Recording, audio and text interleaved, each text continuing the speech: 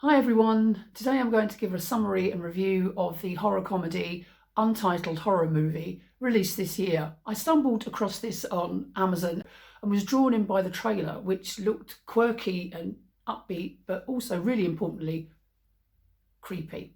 When 6 co-stars learn that their hit TV show is about to be cancelled, they decide to shoot their own film, unintentionally summoning a deadly entity in the process. The film uses found footage conventions and presents the narrative in the form of an online video call as the group congregate and ponder their futures after their show's cancellation. The opening scenes show some of the group filming scenes for the developing horror film that is blooming in the imagination of writer-director Kip, throwing it together on the go with input from his co-workers. As they bounce ideas around, the use of a pendulum and the introduction of an entity banishment spell are hit upon. These seemingly innocent props mysteriously combine to unleash an evil force that threatens them all. Much of the film centres around the group figuring out what the hell is going on, but this production makes for a very entertaining figuring out process. From the off, I found the characters likeable, although flawed, presented as traditional stereotypes, with the level-headed one, the cynical one, the dizzy one, etc. The actors present them as believable and relatable, and much of the comedy is generated by their withering banter as they fight for supremacy. Tensions between them rise to the surface, creating a forum for the believers and the non-believers, which is all part of the fun.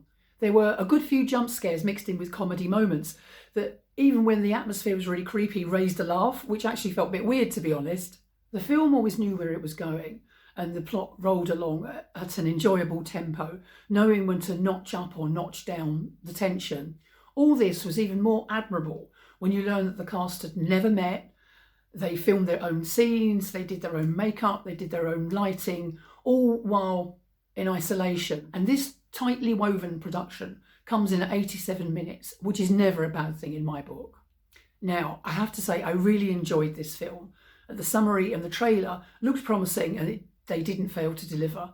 It wasn't perfect, and there were a couple of stumbles along the way where you thought, what was all that about? And where perhaps suspension of belief was stretched a little.